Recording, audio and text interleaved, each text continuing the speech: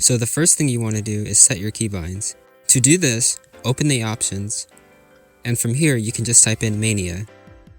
Select this box at the bottom. Click this drop down arrow and go to 5K co-op. What keybinds you use depend on what keyboard you have and what's comfortable for you. Here are my keybinds.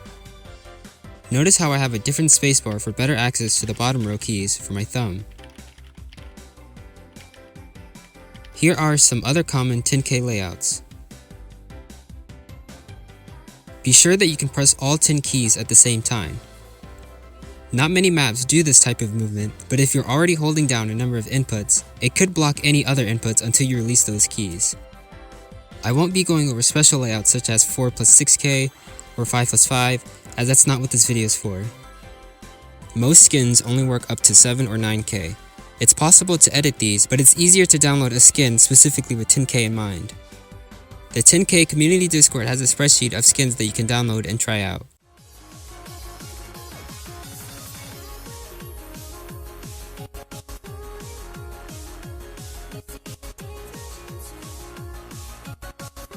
This is my personal skin that you've seen me use in previous videos. It's not completely finished yet, but it's usable and I've provided a link to it below.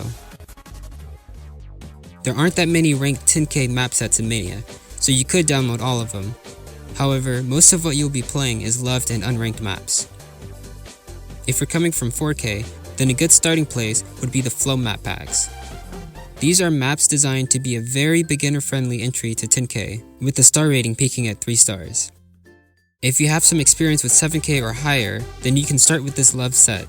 These charts have various one-handed patterns and require a greater amount of dexterity. There are dawn courses for 10K, but at this stage I think it's better to focus on your raw exposure to this key count. So, you have your keybind set, you have a good skin, and many maps ready to play. Except for the fact that you still can't play 10K. Here are some tips to help you progress in the beginning. As I said before, ranking is not important at this stage. You can set these mods to avoid your scores from submitting online, and just track your own progress via the local leaderboard. It's important to play through a map entirely, so worrying about HP drain or submitting A scores is not a good idea. 10K is a lot wider than any other key count, though this can differ depending on the skin. Focus your eyes at the middle of the screen. Use your peripheral vision to see which color, and thus which column, the note has. This is more important for lower difficulty maps, as there is more negative space and less context to the notes. An example of the opposite of this would be something like this pattern.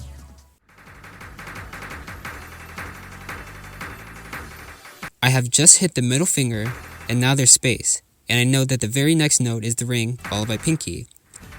Think of staircase patterns where the notes are right next to each other. Avoid mashing your whole hand or multiple fingers when you're not exactly sure which finger is required. It's better to make the mistake now and learn from it, as this can lead to major mashing issues later on. You will gradually become used to knowing which finger is associated with which column.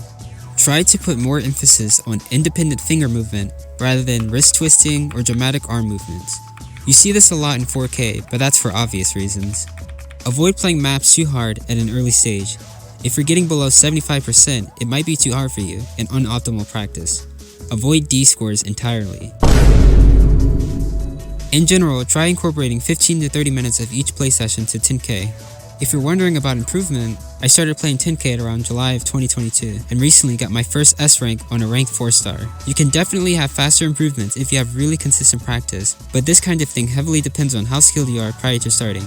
Anyway, if you have any questions or comments, please leave them below.